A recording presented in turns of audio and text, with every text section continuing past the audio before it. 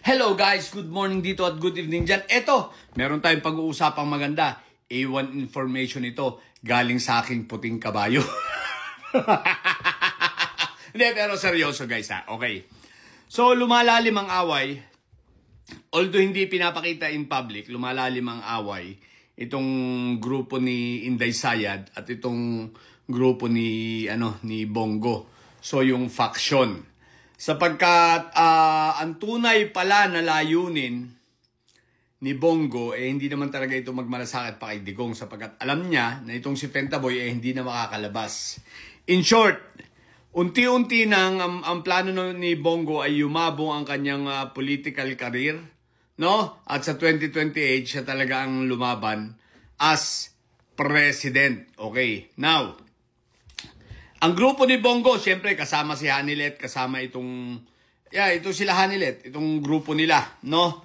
So, siyempre medyo deceit lang yung dating, hindi nila masyadong bulgar, pero ito rin pala ang reason kaya itong si Inday Sayad medyo galit din dito kila Bongo at kila Hanilet, although hindi obvious, no? Dahil aside from pera, dun sa political path nitong mga ito. Bakit?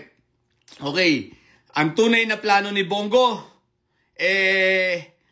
iburahin ang pangalang Duterte na sa politika, no? National at local. Upang sa ganon, umusbong ng tuluyan yung kanyang pangalan. Okay. Now, para po sa mga didilis, makinig kayo, iboto nyo si Bongo.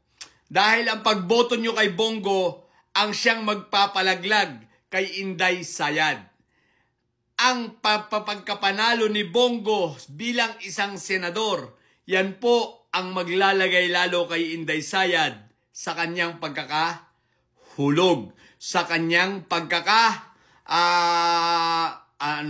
paglugso, no? Sapagkat si Bongo, malamang-lamang po sa impeachment, boboto po yan ng sasabihin niya kunwari dahil sa ebidensya, baka boboto po yan ng pro-impeachment. Yan po ang dahilan kaya hindi ini-endorso ni Inday Sayad itong si Bongo. Although sila ay may pagpapakita dahil sama-sama sa PDP, nagpapakita lang kunwari na sila ay nagkakaisa.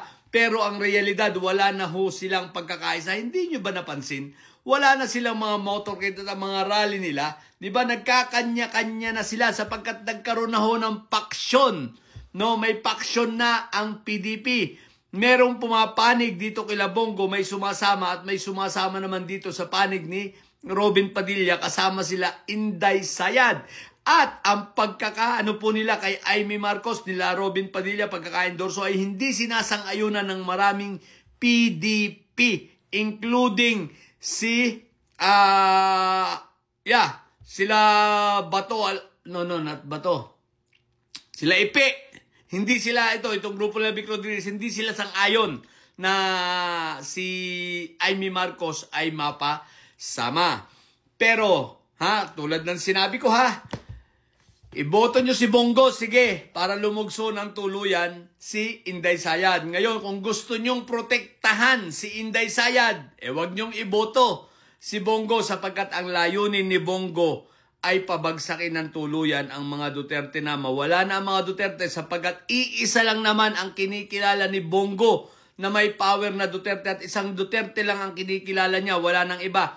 Ito ay si Pentaboy na unfortunately ay hindi na makakauwi at hindi na makakalabas mula sa dahig. Doon na yun mamamatay. Doon na yun doon na yun mapapasako bago i-cremate. Yun po ang katotohanan. Si Pentaboy lang ang kinikilala na Duterte nitong si Bongo, hindi po si Inday Sayad. Kaya ang magiging pagkapanalo ni Bongo sa Senate seat, sa pagkasenador, paglugso lalo nitong si Inday Sayad. Kaya kung kayo'y nagmamahal kay Inday Sayad, magdesisyon kayo ngayon.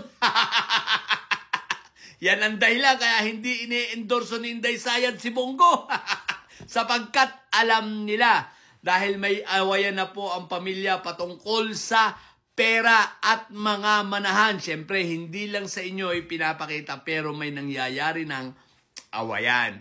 Okay? So, pag kayo ang magdesisyon, mga total, pare-pares naman kayong mga bobo na mga didilis. At pare-pares naman kayong may sayad. Mag-away-away kayong mga may sayad. Kingin nyo.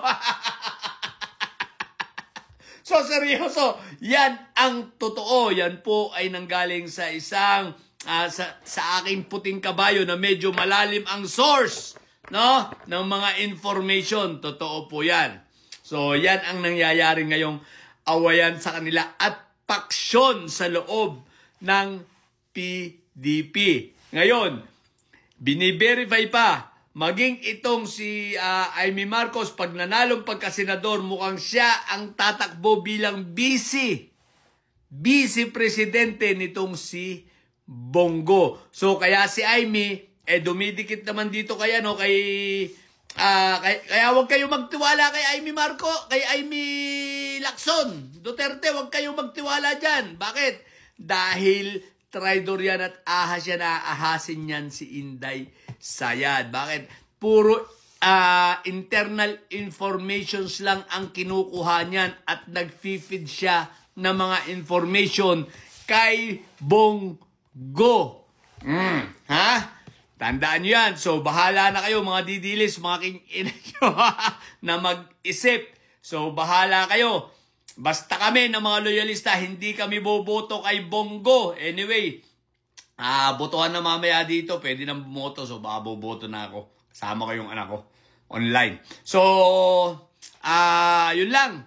Sa mga bobong didilis at may sayad dyan na, manatili kayong may sayad, ha? Dahil ang may sayad ay lagi high blood. Bye!